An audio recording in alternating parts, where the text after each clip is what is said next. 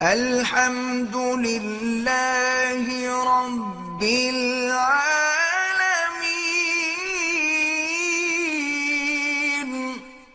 شان دیکھیں کہ سب باتوں میں اللہ کی حکمتیں ہوتی ہیں۔ جس شخص کے ساتھ صفوان معطل سلمی کے ساتھ بی بی عائشہ کی تہمت لگائی گئی تو انہوں نے صحابہ سے کہا، انہوں نے کہا اللہ کے بندے میں تو مرد ہی نہیں ہوں، میں تو عورت کے قابل ہی نہیں ہوں، تو نعوذ باللہ میں کیسے گناہ کروں گا؟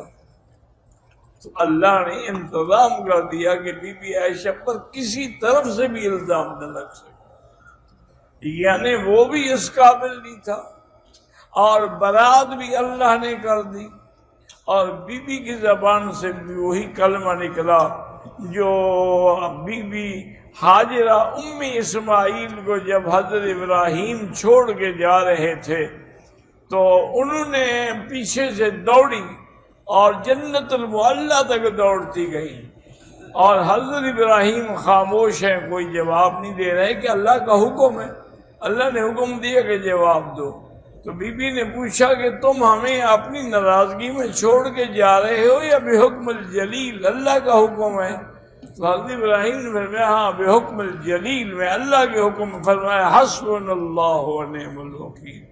تو آپ نے بھی یہی کلمہ پڑھا تھا، جس کی وجہ سے اللہ نے وہ شان بخشی کہ آج زمزم بھی اور صفا مروہ بھی قیامت تک ان کی نشانیاں ہیں جو ہمیشہ کے لیے جاری اور ساری رہیں گی۔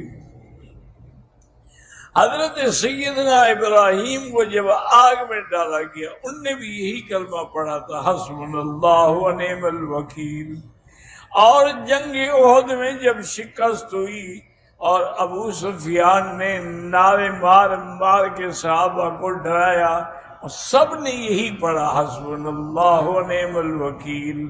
تو یہ ایک ایسا کلمہ ہے، ایسا اسم العظم ہے کہ جتنی بڑی مصیبت ہو اگر آدمی یقین کامل کے ساتھ پڑھے تو ساری مصیبتیں ٹل جاتی ہیں۔ اسی لیے علماء نے باقاعدہ اس کلمے کی فضیلت پہ کتابیں لکھی ہیں، القول الجمیل فی فضیلت حسبنا اللہ ونعم الوکیل، اور اس میں انہوں نے مختلف طریقے سے پڑھنے کا انداز بھی لکھا ہے، لیکن بہرحال بہتر یہی ہے کہ آپ چلتے پھرتے اٹھتے پڑھتے رہیں۔ اللہ